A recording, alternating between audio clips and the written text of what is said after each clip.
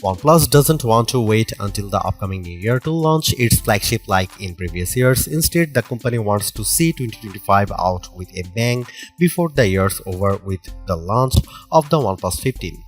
For the last two generations, OnePlus has managed to narrow the divide between its flagship model and all the best phones out there by undercutting its rivals on price.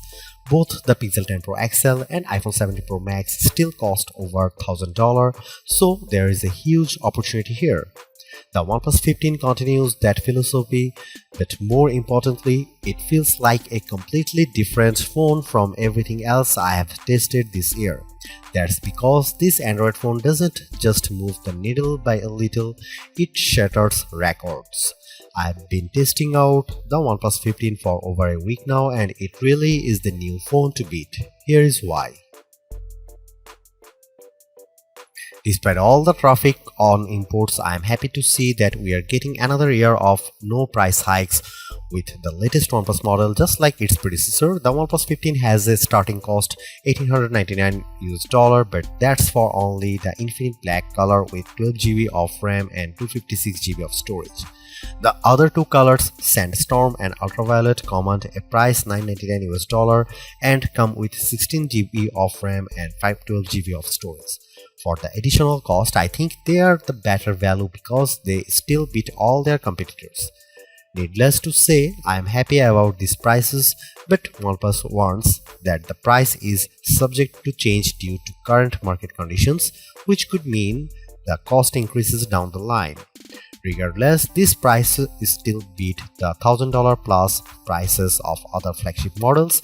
Even though it's launched overseas in China already, there is still no confirmed launch date for the OnePlus 15 in the US. The OnePlus 15 is a completely different looking phone, flaunting more iPhone aesthetics than ever before. Gone is the circular camera hump on the back that made it distinctly a OnePlus. That's dished for a square housing that looks awfully like the iPhone 16 Pro Max before Apple stretched it out with the iPhone 17 Pro Max.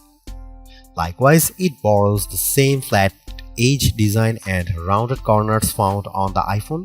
While it does seem like a direct copy, I really do like the minimalism that OnePlus is going after.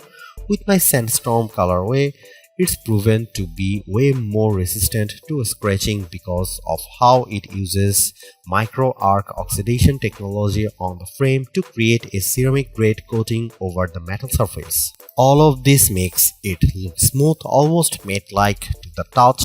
At the same time, it's pretty manageable to hold in the hand, being shorter and narrower than the iPhone 17 Pro Max while keeping the scales at 7.44 ounces. I have dropped it several times onto carpeted flooring and even threw it into my backpack against other phones, but I have yet to see any major blemishes around the back and its Gorilla Glass Victus 2 front. Also a fast phone, the OnePlus 15 sets a standard for smartphone durability with its IP66, IP68, IP69 and IP69K ratings. The latter two ensures protection from high pressure water jets at temperatures up to 176°F. Usually, it's rare for a phone's display to scale back its resolution, but that's what's going on with the OnePlus 15 6.78-inch LTPO panel. Rather than 2K resolution from the previous OnePlus 13, it goes down to 1.5K resolution. That's a big jump in terms of the amount of pixels it's sacrificing with the display, but I'm not worried because 1.5K is still crisp and detailed to me with its 450 ppi pixel density. I played the same 4K HDR video, I run all my phones I test and it looks no different with its strong details, rich colors and wide viewing angles. However, I am a little disappointed that it still doesn't come close to matching the brightness of other phones. Our testing reveals a peak brightness of 1222 nits, which is an improvement over the OnePlus 13's reach of 1104 nits, but still trails the iPhone 17 Pro Max by a wide margin. Due to this, I am constantly finding myself having to shield it during the daytime when the sun's out. Another interesting characteristic that I immediately notice is the sensitivity of the display. It seems like the slightest touch triggers the display, but this is attributed to its lightning fast refresh rate, while its adaptive 120Hz refresh rate makes scrolling and making through the software look so effortless. It was even more astounding when I loaded up on a round in PUBG Mobile and Call of Duty Mobile, which unlocked its 165Hz refresh rate. Paired with OnePlus dedicated touch response chip, I never experienced gaming this intense and responsive. If you thought gaming at 120Hz was blistering fast, you are in for a treat with 165Hz gaming because of the tight controls I found playing those games.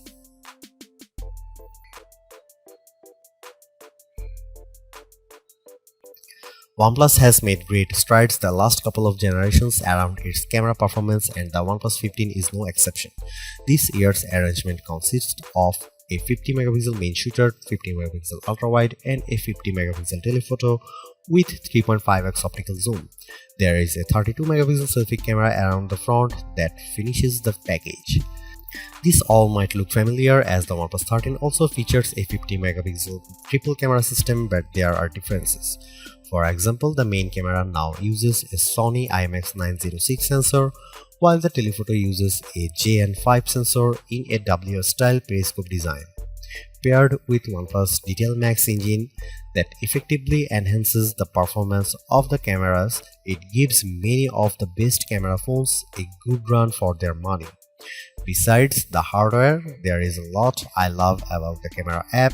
Not only does it have all the shooting modes I crave as an enthusiast, like dual view video for side-by-side simultaneously, video recording using two cameras and a pro video mode, but there is also the ability to shoot 8K video and 4K 120fps natively.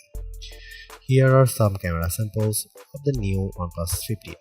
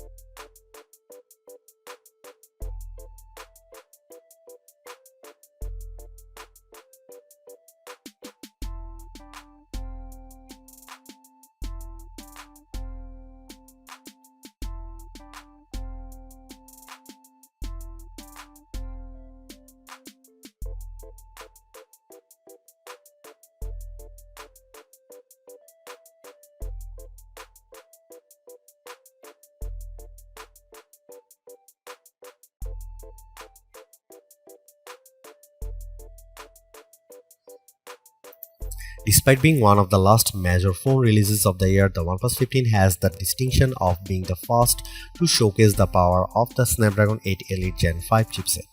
Not surprisingly, synthetic benchmark tests prove its beast with Geekbench 6 single and multi-core scores of 3618 and 1100 and 116 respectively. Those scores easily eclipse the phones powered by Qualcomm's previous 8 Elite like the OnePlus 13 and Galaxy S25 Ultra, and while the iPhone 17 Pro Max's A19 Pro chip delivers a better single-core score, the OnePlus 15 sets itself apart from the entire pack with its multi-core score.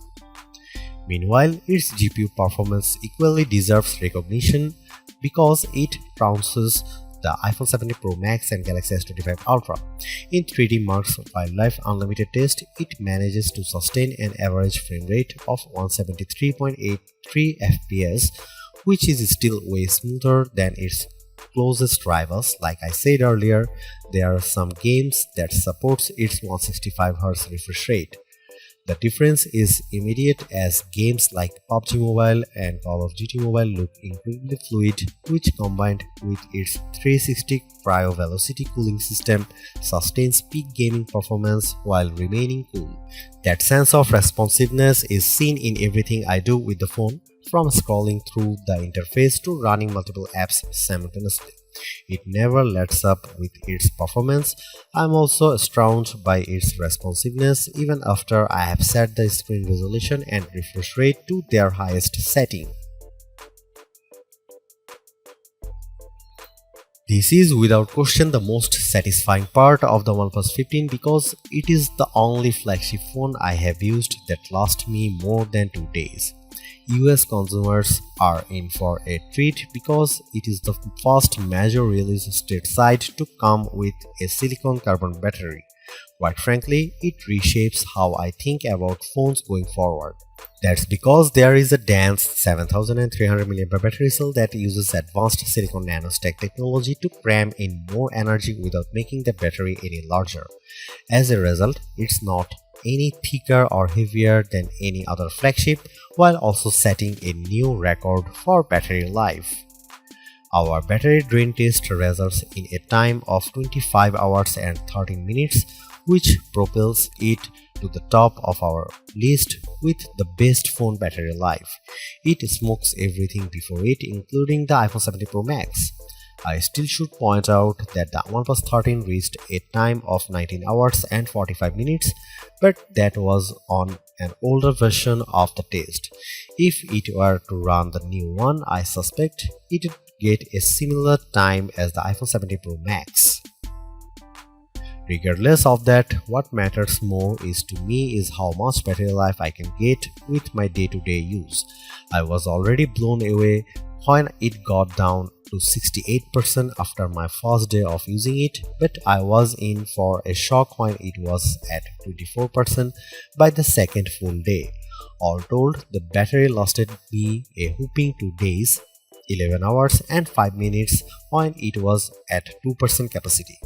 This isn't just a record, it ushers in a new age for smartphones.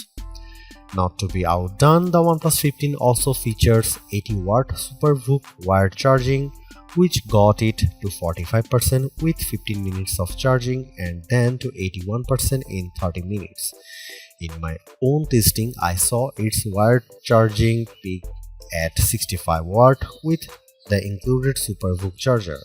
However, it can still charge faster when using the optional OnePlus SuperVOOC 100-watt CAN charger. Finally, it also continues to set itself apart with its 50-watt AirVOOC wireless charging speed.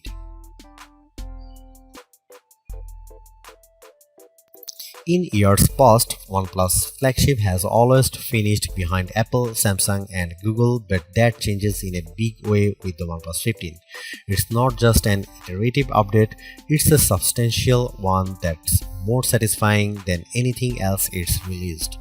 One thing's for sure, its new battery tech proves that phones can last longer than just a single day, considering how we have all become complacent with 1 day battery life. It's unbelievable that I can get more than 2 days out of a phone again, which is something I haven't seen since the old flip phone days of the early 2000s.